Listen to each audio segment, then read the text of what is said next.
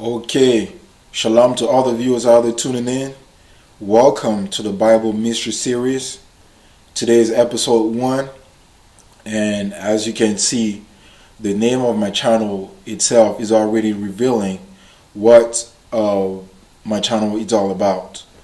So the name itself is already telling you what the nature of the subject that we're going to touch on this channel is going to be about.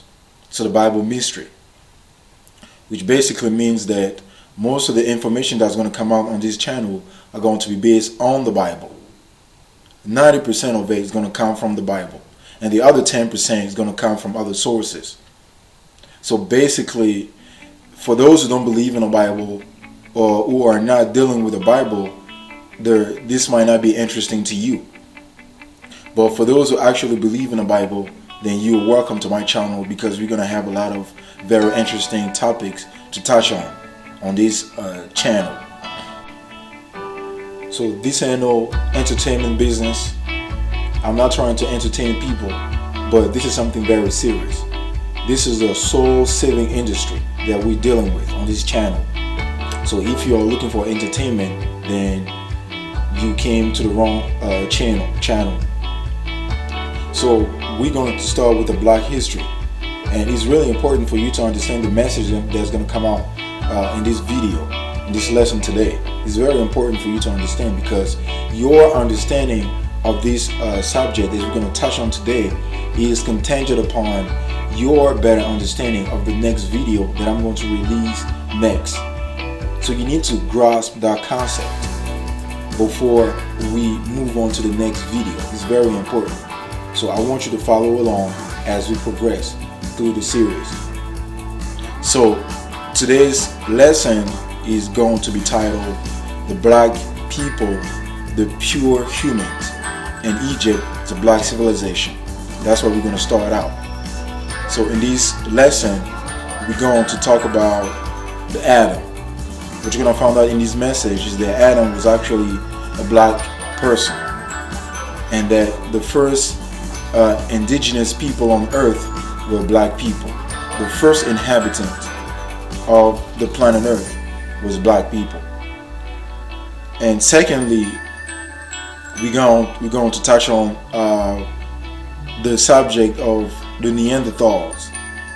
What you're going to realize is that the Neanderthal gene is actually present in modern days humans, and which race of people on earth actually have the Neanderthal gene in their blood. That's what you're going to find out in this video.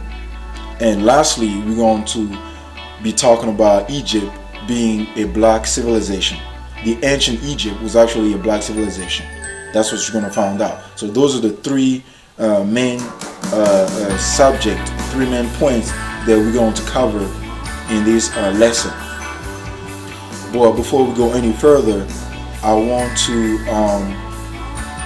say something very quickly to all non-black person out there. This has nothing to do with being racist. This is not racism, but I'm just trying to bring out the truth. And the purpose of this channel is to wake up the consciousness of black people, and to give everyone else the opportunity to see both sides of the story. Because obviously you only got one version, one side of the story. You haven't heard of the other sides of the story. Definitely there are 2 sides of the story, and the other sides of the story you haven't heard of it yet. So that's what we're going to be dealing with in this video. And what you're going to find out in this video is that most of the things that you've learned about history have been altered or twisted to create a false history of deception. So we're here to uncover those historical facts that have been altered to create the history of deception. So we're going to debunk some of those lies. And like I said before, most of the information that's going to come out on this channel is going to be based on the Bible. But in this particular lesson, most of those information is going to come from other sources. We're going to bring out scientific and archaeological evidence to back up these assertions. And of course, I'm going to bring out a couple of scriptures from the Bible to back it all up. So before we dive into the lesson, I want to reveal the content of the first part of the Bible Mystery series. I'm going to reveal the content of it so you can know exactly what to expect, so you can know what is coming up next on the channel. So without further ado, let's get into the content. So here's the content of the first part of the Bible Mystery series, episode number 1, which we're going to cover in this message today. And once we finish with the episode number 1, next time we're going to move on to the episode number 2, which is going to be divided into 3 parts. Part number 1, Bantus, Negroes, the true children of Israel. What you're going to find out in this message is that the Bantus, the so-called Bantus, are actually the true people of God, the chosen people of God spoken of in the Bible. The 12 tribes of Israel spoken of in the Bible are actually the Bantus of this planet. And it's going to be a surprise to a lot of people who never got hold of this information. And then of course you have people in some part of the world who already got hold of this information, but you also have other people who never heard of this before. So this message is going to be directed to the people who never got hold of this information. So I urge you to follow along as we progress through the series. And then of course, as I mentioned before in the beginning of the video, I said the episode number 1 is crucial to understand, because your understanding of the episode number 1 is going to be contingent upon your understanding of the rest of the videos. It's going to be contingent upon your understanding of the rest of the video that I'm going to release in the future. So this particular video over here, topic number 1, is really important for you to understand. But before that, you need to understand episode number 1. Once you understand episode number 1, the rest of it is going to be a lot easier for you to understand. So right now we're not going to go into details until we get into the video, but for now I just want you to understand that the Bantus are actually the true people of God. So once we get into that, I'm going to give you the details, and we're going to go into the Bible and we're going to prove that. Part number 2, the fall, curses of the Israelites. In this message, what you're going to realize is that the Bantus are actually being cursed by the Most High. By the Most High God himself. He cursed those people for some reason, which we're going to go through once we get into the topic. And you're going to understand many things. This particular message is going to answer a lot of the questions that you've been answering, that you'll be asking yourself. Why black people are going through all of the predicaments that they're going to in today's societies, and why Negroes are being discriminated against across the globe, why black people are almost the number 1 in all negative effects across the board. You're going to get the answer to that once we get into this subject, which leads me to the part number 3, the return of the Israelites. What you're going to find out in this message is that even though the Bantus have been cursed by the people, by God himself, he's going to bring them, he's going to give them eyes and ears for them to wake up in the latter day, for them to come back. Because at some point they've been, God made them blind. They were spiritually blind. They lost, they forgot about their root and where they came from. That's what happened to the children of Israel. That was part of the curse. So we're not going to go into details right now until we get into the topic. But what you're going to realize in the part number 3 is that it was prophesied that the people of God they're going to come back in the latter days, and that's what is happening right now. Once after finish watching this video, you're going to realize that the prophecy has been fulfilled, because it was prophesied. Episode number 3 is going to be divided into 4 parts. Part number 1, we're going to touch on the image of God. What you're going to realize is that the Most High God of himself in the Bible, and this is going to be very surprise to a lot of people out there. Religious people, especially the people that come from a Christian background, is going to be surprised to a lot of you. Part number 2, the historical figure of Yahushua, who you call Jesus. In this particular subject, we're going to touch on his image and his true name, what it looked like when he was on earth. You're going to find out that the true Messiah of the Bible has nothing to do with the Jesus that have been given to us in the Christian church. That's what you're going to find out in this message.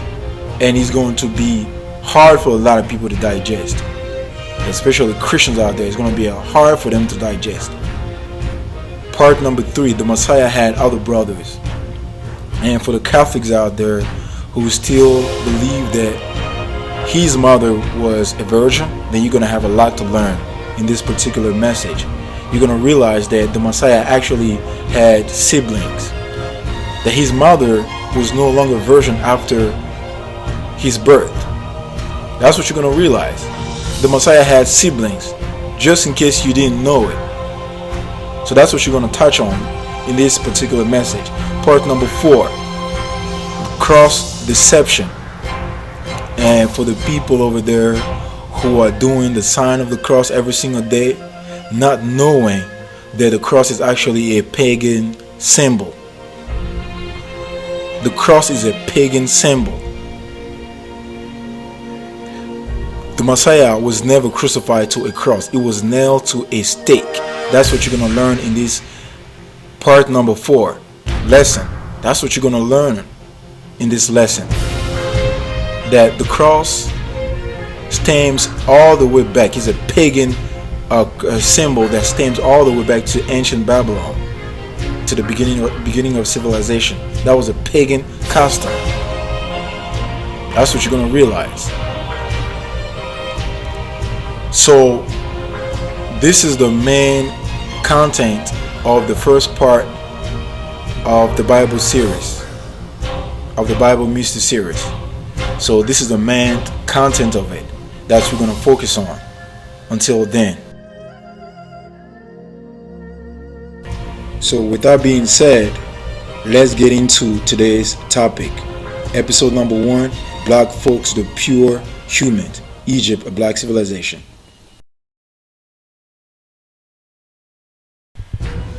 According to the Bible, in the beginning, the Most High God created the heaven and the earth and all the inhabitants of the earth. So 5 days have passed already. They've already created all those things. So now it's time to create man to have dominion over everything that has been created. And the Lord God formed man of the dust of the ground, breatheth into his nostrils the breath of life, and man became a living soul.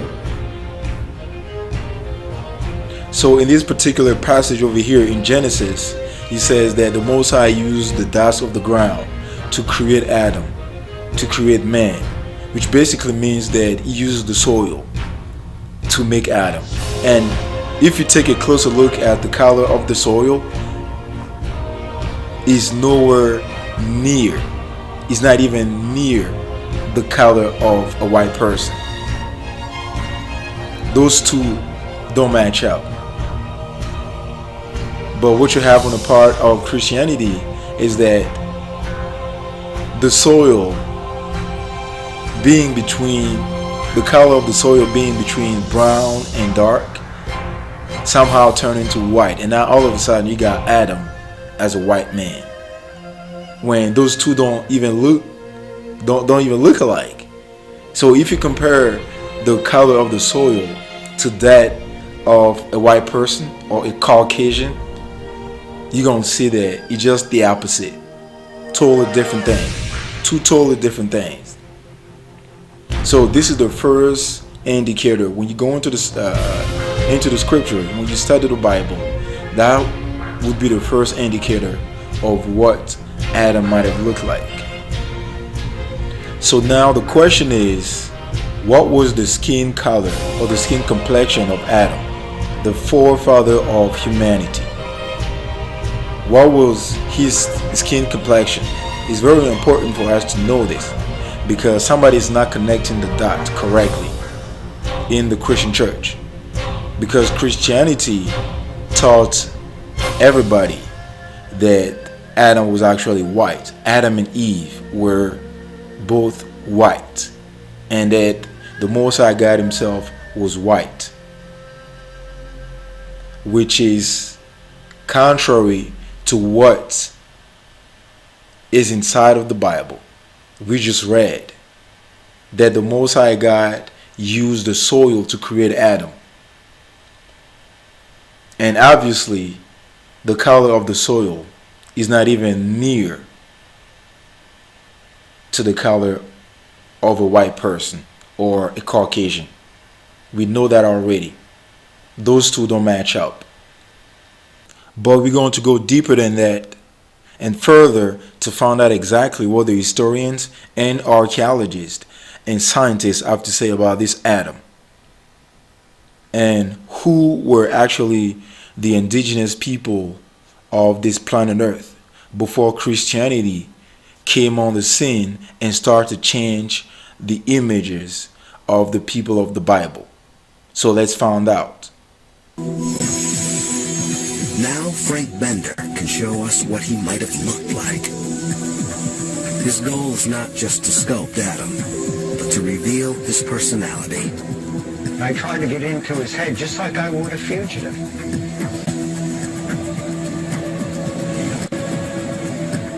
Intuition is the binder between art and science. It's the part that pulls it all together and gives it that life, that spark.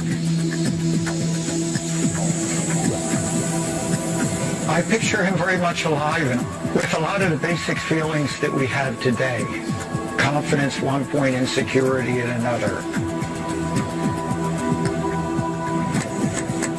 Finally, Wells comes face to face with the man he's been searching for. A new portrait of the common ancestor of every man today. Adam.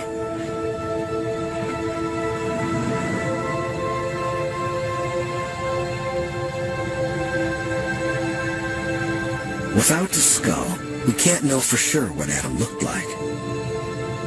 But a combination of genetic evidence, Bender's forensic skills, and cutting-edge computer software suggest he looked something like this.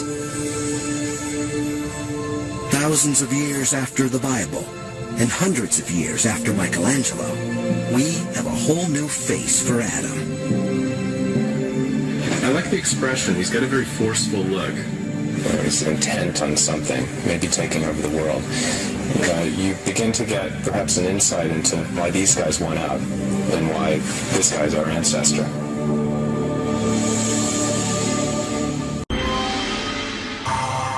Human skin comes in a whole spectrum of colors. Strangely enough, scientists have only just been able to find the genes that define the skin color differences between races. What is the biological basis of human skin color? An international team of scientists has recently found a key to that puzzle.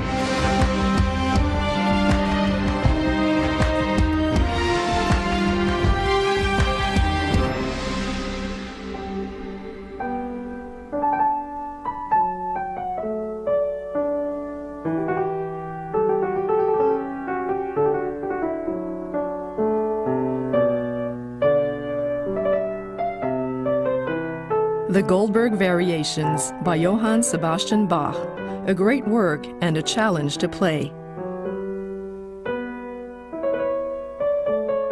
At the piano is Dr. Keith Cheng, a genetics researcher. His work recently made the cover of the journal Science in a subject he did not expect, the color of human skin.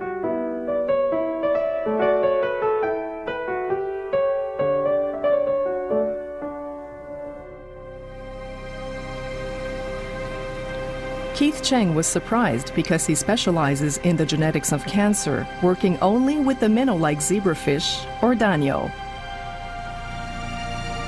It is easily raised in the lab and reproduces quickly with an embryonic development that is easy to study. These three characteristics make it an ideal test animal prized by researchers. Dr. Cheng focuses on genetic mutations that cause cancer. He tests the effects of certain genes on different varieties of fish. One of these is the golden variety. The skin and stripes of golden zebrafish are paler than those of the normal wild variety. Their hue is a result of less pigmentation in the skin. It seemed like a detail, but Dr. Cheng was intrigued. To do my proper job as a biologist, I needed to know what the basis for the decreased pigmentation was. Now, our pigmentation is contained not just in floating around at random, it's in packets, cellular packets of pigment called melanosomes. At first glance, under the microscope, there was no difference between the packets of pigments in the golden variety and those in the normal variety. And then we submitted part of that for electron microscopy, which has much higher resolution, and there's where we saw a difference in the number, size, and density of those melanosomes in those melanophore, the pigmented cells. Dr. Cheng was struck by the fact that these same three differences applied to light versus dark-skinned humans. Our skin also varies in the size, number, and intensity of pigments. The team then isolated the gene responsible for skin pigmentation in the zebrafish and showed that a mutation caused the golden variety's pale skin. So this must be the one between, unless this is average. Out of curiosity, the researchers examined the databases listing all the human genes. You don't see a flat line right around it. Surprise! They found a very similar gene, SLC24A5. But how could they find out whether the gene had the same function in humans as in zebrafish? They tried an experiment, injecting the human gene into the golden zebrafish. Jason Mest did the procedure, and it worked. When injected with the human gene, the embryo of the golden variety developed darker markings. Add a human gene and a zebrafish can change its stripes.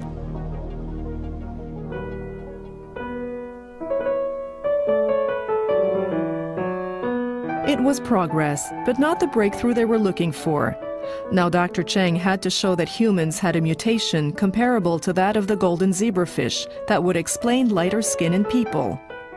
Research work, like music, requires keen intuition and subtle interpretation combined with a great capacity for analysis.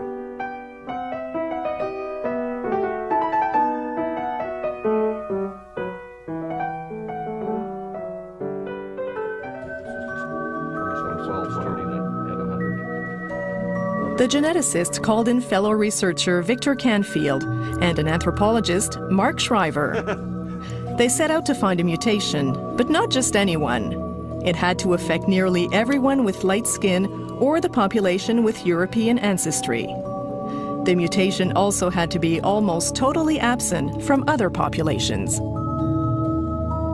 In the HapMap catalogs, these circles represent the frequency of the gene's various mutations in 4 populations: European, Chinese, Japanese, and Nigerian. The researchers' job consisted in finding a group made up of a circle of one color and 3 circles of another. One day, they hit upon just such a combination: 1 blue circle for the European population and 3 red ones for the other populations. It was a very striking finding, and it wasn't quite the aha moment it could have been until Mark Shriver, who's done more of this work, realized that the frequencies are not only unusual but extremely unusual. That this is very few genes show that pattern. In this case, that we have almost 100% of one variant in one population and almost 0% of the same variant in other populations. The mutation identified in the circles consisted in a unique change: A for the European population, which becomes G in all the other populations.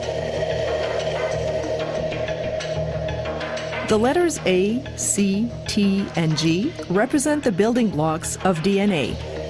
One tiny change among the hundreds of thousands of possible combinations in the human genome. The researchers then showed that the gene played a central role in the evolution of European skin color. It was like winning the lottery. So there are 3 billion bases in our genome. One letter of that, which changes one amino acid in this protein, seems to be responsible for the evolution of lighter skin color in Europeans. But the gene doesn't explain the difference in skin color between blacks and Asians. Other, as yet undiscovered genes are likely involved. Still, it is the most important skin color gene yet discovered. We have the zebrafish to thank, not to mention Mr. Ba, for the inspiration. The discovery casts new light on an old theory. It actually provides very great support for other people's work that have tried to explain why people have lighter skin in Europe, which is that in order to not get rickets, because we need vitamin D from the sun, we have to be exposed to that in our skin. You need lighter skin in order to make enough vitamin D to not get rickets to live further north. According to the theory, some 200,000 years ago, the first modern humans, black Africans, started migrating outside Africa. Anyone carrying the mutation for light skin was better protected against rickets. This is allegedly how the mutation spread throughout northern regions. Dr. Cheng's research does not prove this theory, but by showing that the original skin color of humans was black and that whiteness is a recent mutation in evolutionary terms, it doesn't contradict it. It's also a way of saying that whatever our skin color, our ancestors were black. Well, if you make the assumption that the human race arose like around the equator and that skin color, dark skin color would be the phenotype, then are you assuming that as people moved outward, there was a mutation, and if you were in the north, it allowed that mutation to live, which is how we got white people? Yes. Would that follow? Yeah. And so when we look at a map of skin color and predicted skin color as we know it today, what we see is a beautiful gradient from the darkest skin pigmentations toward the equator and the lightest ones toward the poles. Now, what's very, very important here is that the earliest humans evolved in high UV environments in equatorial Africa. The earliest members of our lineage, the genus Homo, were darkly pigmented. And we all share this incredible heritage of having originally been darkly pigmented 2 million to 1.5 million years ago. I'm not a white woman, I'm a faded black person. My people move far from the equator, and that's the only reason my skin is lighter. That's all any white person is. Because our great, hey. There's no such thing as race. There's one race, the human race. Right. And you all came from the same black women 300,000 to 500,000 years ago. The human race began with black women. So now that we got that understanding of Adam being a black person and that the indigenous people were actually black and that they came from Africa, now that we got that understanding back in the corner, we going to move on to the next section of this topic, which is the Neanderthal. So we're going to start out with the definition of what it is Neanderthal, so you can get a clear understanding of what I mean by that before we go any further. So we're going to start out with the definition of it so you can grasp that concept and understand what's coming up next. Advanced Learners Dictionary Edition. Neanderthal. Relating to a type of primitive people who lived in Europe and Asia from about 150,000 to 30,000 years ago. See, this is the actual definition of what it is, Neanderthal. So next time when you run across this word, then you're not going to be surprised anymore. Then you can understand what is actually Neanderthal. And the images are already telling you what the Neanderthal would have looked like. And if you are a black person out there, and if you remember back in the day growing up as a kid in the public school system, you know, we were taught that black people actually came from the apes. We came from the monkeys, and we are naturally animals, you know. And that's one of the reasons why people don't respect us, you know. Just wherever you go, people treat you as an animal because they believe, you know, the version of the story that was given to them. You know, black people came from the apes, and that we are the Neanderthal. That's what they meant by that. That we are the ones who actually have the Neanderthal genes in our blood. You know, that's what they meant by that. When in all actuality, the Bible itself and scientists and archaeological evidence is telling you that the first people on earth were black. You know, the first inhabitants of the earth were black. And it would only make sense that civilization start with black people. And today, once you open up scholastic sources, you're going to find out that the version of the story that gave it to us was just a bunch of lies. And it was the total opposite. They're the one who actually have the Neanderthal in their gene. They're the one who came from other species, you know. And then there's a scientific explanation to the origin of the Neanderthal, and there's also a biblical explanation of the origin of the Neanderthal. But we're not going to delve into this right now because, you know, it's going to be, people going to be a little bit uncomfortable. But maybe in a future video we're going to talk about this. But right now, let's just stick to the plan. So let's get some more definition of what it is, Neanderthal.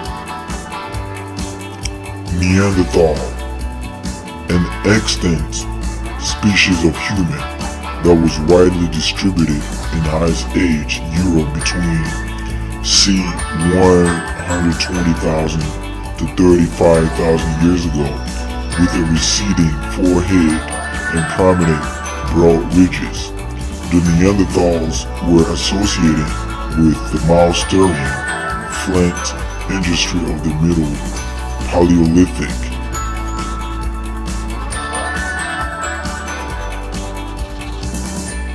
An uncivilized, unintelligent, or uncouth person, especially a man, relating to a Neanderthal man, of a man uncivilized, unintelligent, or uncouth.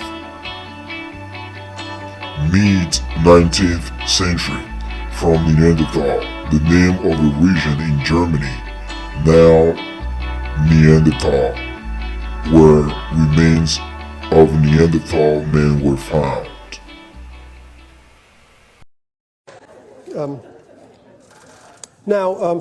Really, this is going to sound silly, but this is really, really important cutting-edge genetics. One of the areas I'm really lucky I'm blessed to work in 3 distinct areas of biology: immunology, genetics, and reproduction. And on the genetics side, I get to go to conferences and hear about advances in genetics in all species. And I was just at one a couple of weeks ago down at the Cold Spring Harbor Lab in Long Island, and I learned a bit about what's being known about the genome of Neanderthals, the genetic makeup of Neanderthals. The genome sequencers, led by Svante Pabo, who works in Germany, has taken tiny little fragments of Neanderthal bones, isolated DNA, and determined the genome of the Neanderthal, and used that information to determine, using genetic methods, how long ago Neanderthals and humans were a single species, where the common ancestor was. And they've also been able to compare human genomes and ask the question of whether there's any evidence of Neanderthal genes in the human genome. and they found that there is. And the amount is quite significant, upwards of 5 to 7%. Neanderthals used to live in the Neander Valley. It's, you could have called it the Cayuga Lake Basin, but that's where they lived. And out of Africa came the modern humans, and the word the geneticist uses admixed. They admixed with the Neanderthals. And they all used to live in caves in those days like this. Came out of Africa, admixed with the Neanderthals. This was Neanderthal territory. There was another group of Neanderthal-like creatures called the Denisovans. They lived up here in Siberia, and they have their genome has been sequenced. They were distinct from the Neanderthals. And so you can find in people of European and Asian ancestry evidence of about 7%, 5 to 10% of your genome is common with that of Neanderthals. We've been separated from them for 30,000 years or so. And in some of the tribes in Papua New Guinea and those islands out there, there's evidence for a different kind of genome, which is probably the Denisovan genome. And they might have 7% Neanderthal and 5% Denisovan. So they might be 12 or 15% different from us. And in fact, the Africans who came out from Africa have no evidence of any Neanderthal genes in them. No evidence of admixture. So they're the real pure humans. So they're the real pure humans. So they're the real pure humans. So they're the real pure humans. So they're the real pure humans. So they're the real pure humans. Homo sapiens. Really, really interesting, and it gives you a lot to think about. Britain today is a real melting pot. We have people from many different locations, many different cultures, many different ethnic groups. So where do they all come from? We invited 6 well-known friends of the museum to have their DNA tested. We all ask ourselves these questions from time to time. Who am I? Where do I come from? How did I get here?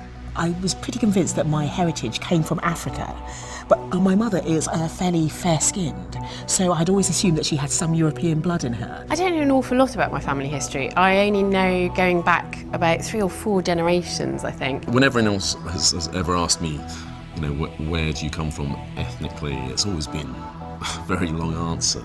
Everybody wants to be able to look into their past and to see where we might have come from. It connects you with a wider world. We've all got a history contained in our DNA.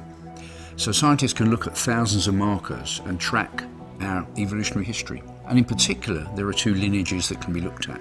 A maternal one from mothers to children, and a paternal one from fathers to sons. Unless you're looking at the whole genetic code, you obviously haven't got the complete story. But by looking at these specific lineages, it's possible to reconstruct some of these journeys that ancestors took in the distant past. Everyone today descends from ancestral populations that once lived in Africa. I'm quite stunned that it's possible to go back so far. It's almost biblical in its feel. I mean, you're not quite back to somebody called Adam and Eve, but sort of to a Garden of Eden. About 60,000 years ago, a small group of modern humans moved out of Africa and into Western Asia. We don't know why they did that. Maybe they were just following their food. Maybe they were looking for new places to live. Perhaps the group that came out of Africa was just a few hundred people, perhaps 1,000 people. So it's a relatively small number of people that are the ancestors to all of those non-African populations. The thought of being in the world at that time is just incredibly exciting. Yes, it would have been perilous, it would have been dangerous, yet there's a sense of this opportunity, discovery, that would have driven them on. Not all modern humans left Africa. Many of them stayed behind and then they dispersed and migrated within Africa.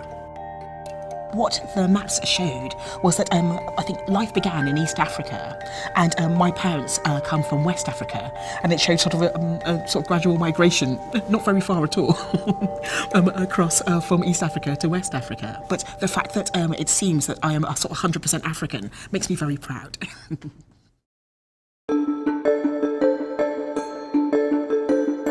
Around 55,000 years ago, within the population that had left Africa, there was a major split in one of these maternal lineages, one that produced two main divisions. And one group largely stayed in Western Asia and eventually migrated also into Europe. The other group headed eastwards towards the Far East. On my paternal side, it's a pretty straightforward story, really. They end up eventually in southern China, and that's what I would have expected. That's what I know of that history. On the maternal side, it's a slightly more complicated story, it appears, with them sweeping out and getting out as far as the Americas and Australasia in the end.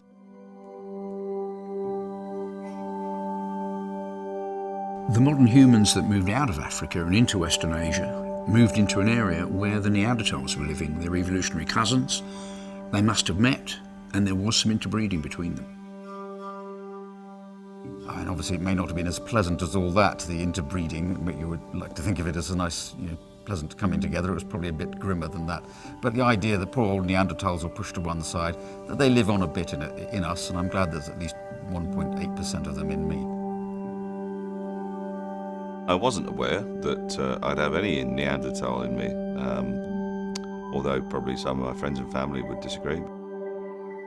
I come out as quite Neanderthal. I was quite surprised. Dad said that my mum is a bit short and stocky, so he imagines that the Neanderthal side of the family is definitely hers.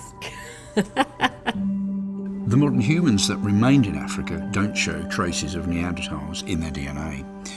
Their ancestors never interbred with Neanderthals, so there's no Neanderthal DNA there, except where there have been later back migrations into Africa. As it turned out, I had no Neanderthal ancestry at all. Now, actually, with a retrospectroscope, I think maybe it would have been nice to have a bit.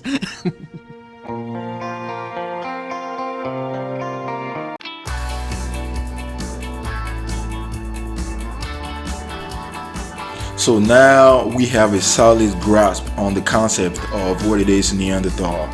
So that next time, if anybody else come along and tell you, well, you came from the apes and everything, yeah, you just present this fact to them. Just no. Black people are the real pure humans, and anybody else that's not black is not 100% human. So that's what they mean by that, the scientists. That's what they mean by that in a nutshell. Anybody who's not black have the Neanderthal, and they're not 100% human. And it's just the truth, it's just a fact. And this is factual to the historian and to the elite. They know that for a fact.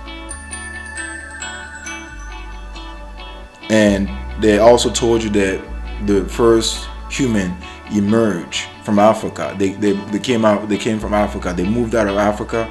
A group of people moved out of Africa, and they admixed. That's the genetic term used. They admixed with the Neanderthal, which is why you have people with lighter skin today, and the European, the Asians have a lighter skin, and they are actually the offspring of this mixture of black people who moved out of Africa, and the Neanderthal was living in the Caucasus Mountains.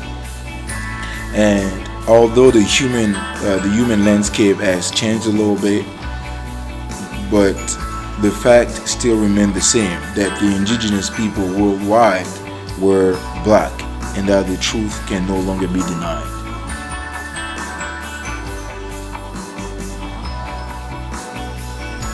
So now that we already covered the topic of the Neanderthal, we're going to go ahead and talk about the ancient Egypt. We're going to find out if Egypt was a black civilization or it was a white civilization. That's what we're going to find out.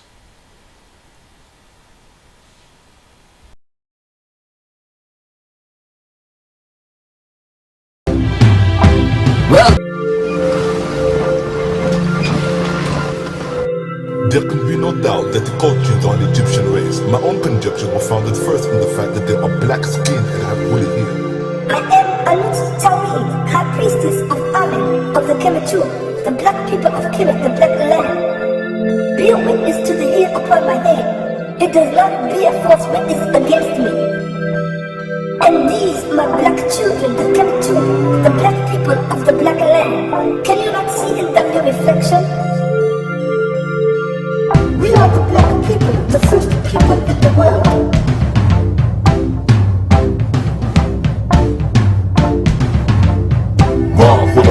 Has made his firstborn children black of skin. Look upon my face and tell me the Kemetu are not black people. This black woman needs her beautiful black brother. This black man. So now let's talk a little bit about Egypt. And then of course I know there's a lot of people over there in the world who already know that Egypt was actually a black civilization. But to those who are green to this knowledge, especially new aged, African people, black Africans, they still believe that the Egyptians are actually white, because today's the Maghreb, the area of the Maghrebs are white. So they believe that these people have always been white, but in all actuality, it's not true. The Egyptian, more than anyone else, they left some very impressive clues on who they really were as a people on the wall. So if you take a closer look at the walls of Egypt, you're going to see that these people were black, But what you have today, these modern day Egyptians, they have pale skin. They got lighter skin. When you have the Egyptians that are shown with much darker skin on the walls, So what actually happened? So what happened is when Napoleon, Napoleon who conquered Egypt, when Napoleon went down to Egypt, he was shocked to see strong African features on the giant Egyptian statues. He was very shocked.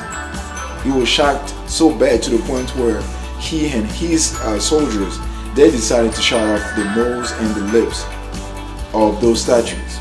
Just look at the statues for yourself. Just look at the numbers of the statues with the nose removed and the lips removed. And you gotta ask yourself, why did he do that? Why did he do that? Why did he have to, shut off the nose and the lips of those statues? And there was a reason why. Count Constantine de Volney, during a trip to Egypt from 1783 to 1785, said this, and I quote, he says, "On seeing that head," what head? The Sphinx of Giza. "Typically Negro in all its features, I remembered the remarkable passage of Herodotus, the ancient Egyptians were true Negroes of the same type as all native-born Africans. Just to think that this race of black men today are slaves and the object of scorn, the very race to which we owe our arts, sciences, and even the use of speech." Now, I want to ask this question. What would motivate him to say this phrase, typically Negro in all its features? Could it be perhaps this? This was an artist's conception, Vivant Denon, who accompanied Napoleon's army, 1798. This is his artist's conception of the Sphinx of Giza. Before what happened? Before the lips and the nose were shot off by Napoleon's troops. That is verifiable because Denon was an eyewitness to those lips and the lips and nose being shot off by the soldiers. Why did they do it? We cannot climb into their hearts in the 21st century and figure this out, divine the entrails of frogs, and try to figure out why they did it. That's between them and God. You say this dude asked the question, why did they do it? You say that's between them and God. No, I think we all know why. Why they removed the nose and the lips. Because the nose and the lips told a story about these people that the European did not want to hear. a story about a great black civilization that once ruled the whole earth. So what did the ancient Egyptian look like? Their women wore braids. So you gotta ask yourself, what people on earth to this day are known for wearing braids? If you take a closer look at the braid salons today, they are turning into a multi-million business, and the majority of the customers are black women. And even some of those braided hairstyles are identical to the hairstyles women used to be wearing back in the day of the early Egyptians. And even some of those male styles are similar. And I doubt if I ever seen any Caucasian or white people wearing any of those hairstyles. So now you understand that ancient Egypt was actually a black civilization, and history has left some very impressive clues on who these people really were.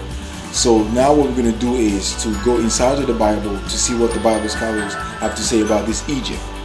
And if what history has said about Egypt correspond to what the Bible scholars have to say about Egypt and what the Bible said. So that's what we're getting ready to find out.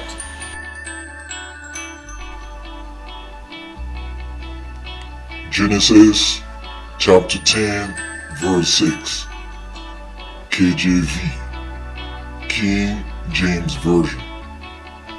And the sons of Ham, Cush and Mizraim, and Put and Canaan.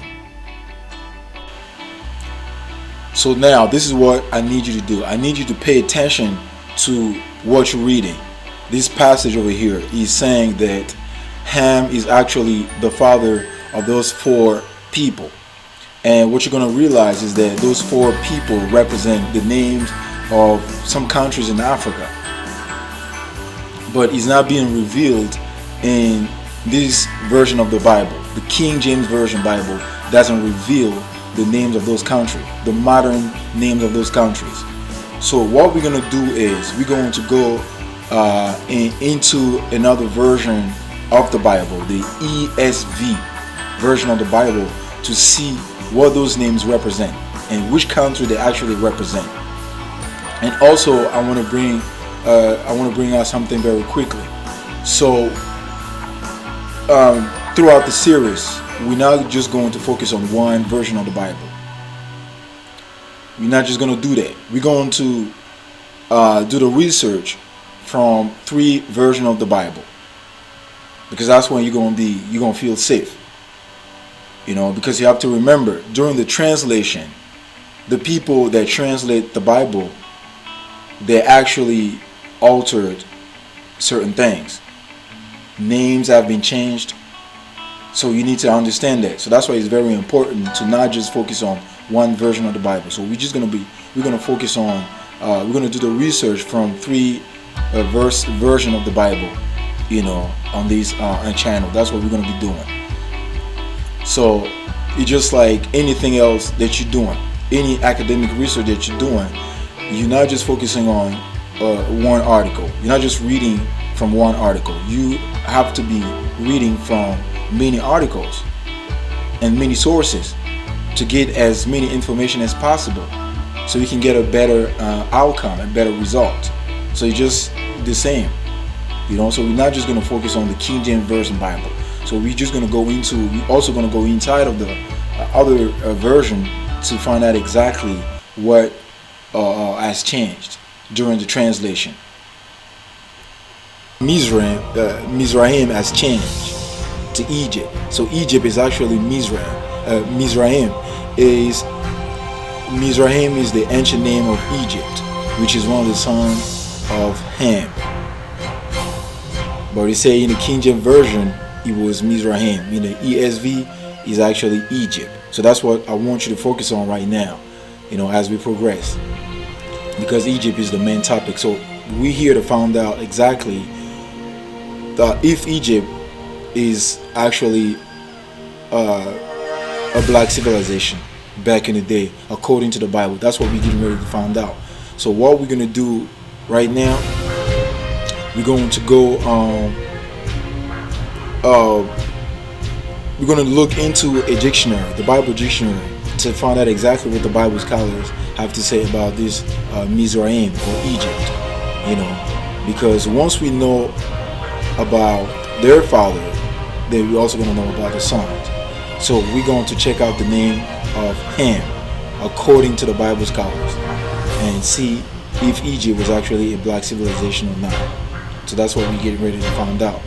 So let's get right into it. Zondervan Compact Bible Dictionary. Ham, the youngest son of Noah, born probably about 96 years before the flood, and one of the 8 persons to live through the flood. He became the progenitor of the dark races, not the Negroes, but the Egyptians, Ethiopians, Libyans, and Canaanites. You see, now you understand very clearly who Ham is according to the Bible. Ham is the forefather of all these dark races. The Egyptian, the Ethiopians, the Libyans, and the Canaanites. So Egypt is actually Mizraim, as in the King James version of the Bible. But in other version, it said that Mizraim is actually Egypt, and Ham itself is a black. It was a black man. Ham, which means hot or dark. So his sons were also black people, you know. But he said that not the Negroes. He's the father of all these dark races, but not the Negroes. This is a whole lesson itself, and we're going to touch on this one on the future video, in the next video, the episode number 2. The Bantus are actually the true people of God. Remember, I told you that in the beginning of the video when we went over the content of the Bible Mystery Series. I told you that the Bantus are actually the true people of God, which are the Negroes. So once we get into that subject, we're going to touch on this. We're going to go into more detailed explanation. But right now, we're not going to touch on right now. We're going to stick to the plan, which is Egypt. So you see, Ham is actually the progenitor of the dark races. His 4 sons are Egypt, Ethiopia, Libya, and Canaan. So according to the King James version, Egypt is Mizraim, and Cush is Ethiopia, and Put is actually Libya. So all these people were black. The whole Maghreb was black. You know, these people, the whole continent was black until the European invasion, until the European conquest. That's when you started to have those people with pale skin, lighter skin, and everything. But this is Africa. Those people were black, you know. Those people were black. So even the third version of the Bible that I say that we're going to be using throughout the series give you the explanation, the definition of what it is, Cush. Cush is actually Ethiopia. And you know, Ethiopia is a black country. Ethiopia is a black country. It's not a white country. And his brother, and it only makes sense for his brother to be also black, because their father is black. Egypt, Mizraim, is a black nation, man. You see, this is the deception that's going on in the Christian church. This is the deception that's going on in the Christian church. You know, now they're telling you that everybody in the Bible is white. They said everybody is white. But once you open up scholastic sources, you'll find out that the biblical scholars say something totally different from what's taught in Orthodox Christianity. They said something totally different. How is it that everybody in the Bible is just white? Just like they portray in the movies. They say everybody's white. This is a lie. And for you Negroes out there who are still going to the Christian church, who are still hanging your heads on the religion, you need to go to your local church. Go to your local church and ask the pastor, why are you deceiving the people? Why are you saying that Adam was white when the Bible doesn't support that, or the history doesn't support that? Why are you telling the lies to the people? Why are you deceiving the people? You have to ask them this question. Because obviously Christianity is a lie. And I know a lot of people are going to be mad, going to be upset with me for bringing out this information. But you don't have to be upset with me bringing out this information. You need to be upset with those people, the Bible scholars, the Christian church. You need to be upset with them because they're the one who wrote this information in the book. They're the one who did that. So those are the ones you need to be upset with, not me. I'm just here to bring out the information. I didn't write in the book. They're the one who did it. You need to go and ask them why they're doing this. Because that's essentially what's going on in the Christian church. There's a lot of deception going on in the Christian church. You know?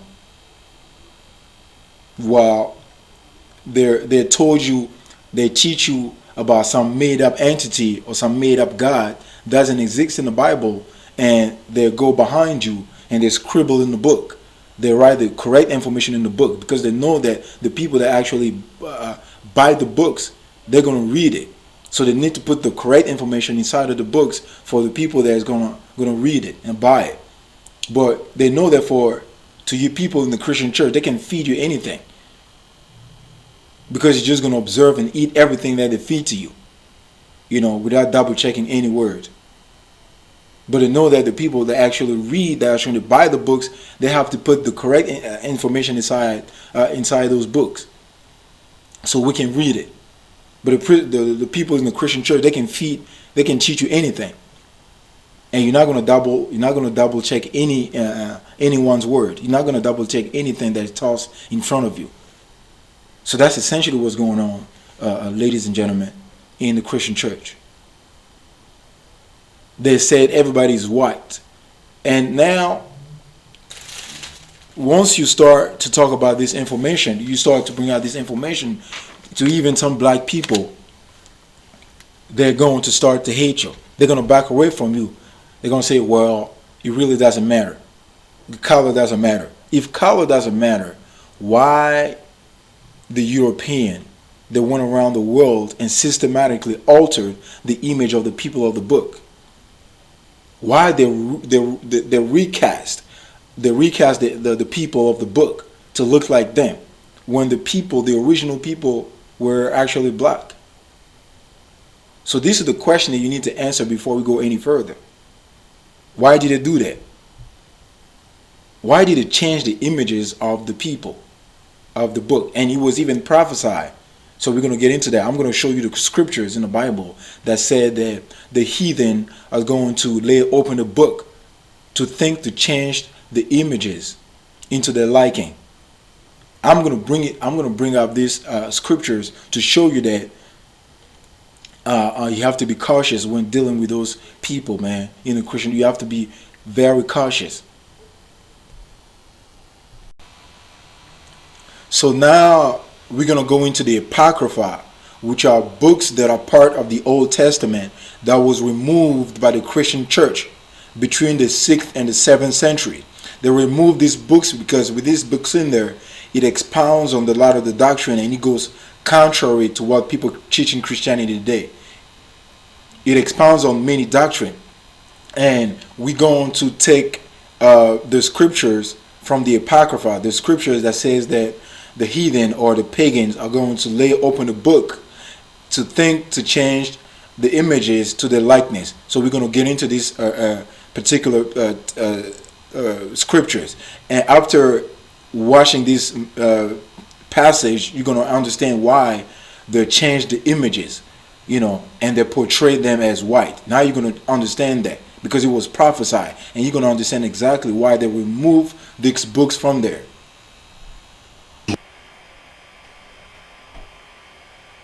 First Maccabees, chapter 3, verse 46 through 48.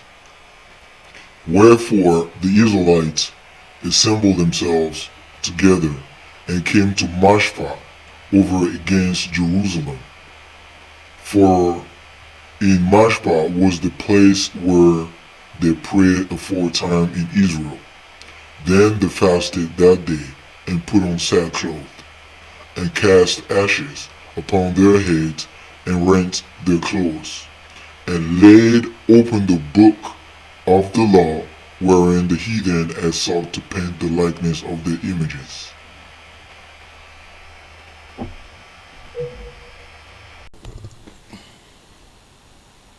You see, this is a deception that's going on, ladies and gentlemen. You must be doing your own research when it comes to your soul salvation.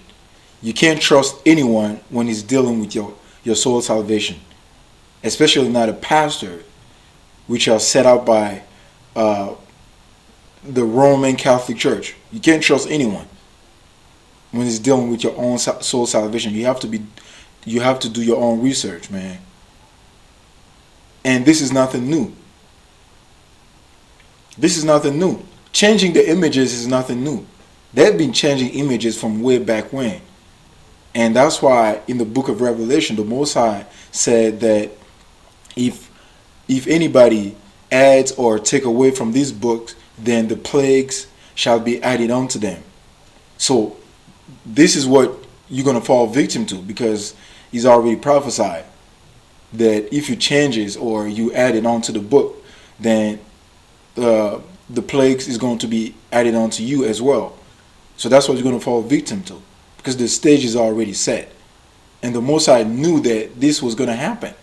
And this is exactly what has happened. This is exactly what has happened. They changed the images to the likeness.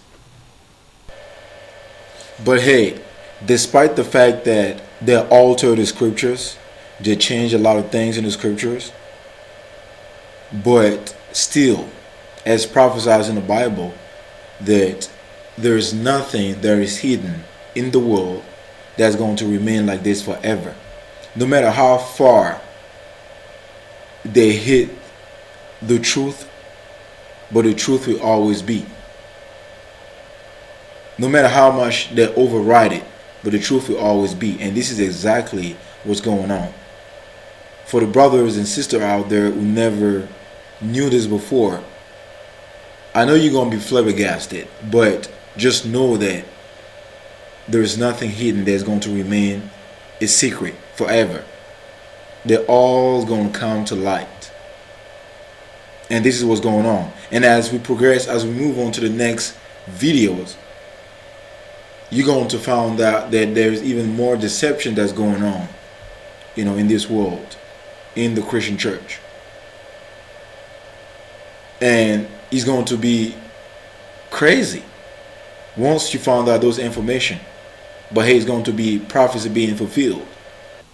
So now that we got the understanding of Adam being actually a black person, the first human being on the planet Earth was Adam and Eve. They were black people. So now that we got that understanding, and that who actually have the Neanderthal genes in their blood, now we understand, and that Egypt was actually a black civilization, no doubt about it. So now that we got those understanding back in the corner, so we're gonna go ahead and wrap up the video and get ready for the next video that I'm going to release very soon, if it be the Most High's real. And on that note, I'm going to say peace and blessing to all the viewers out there that took the time to watch the video.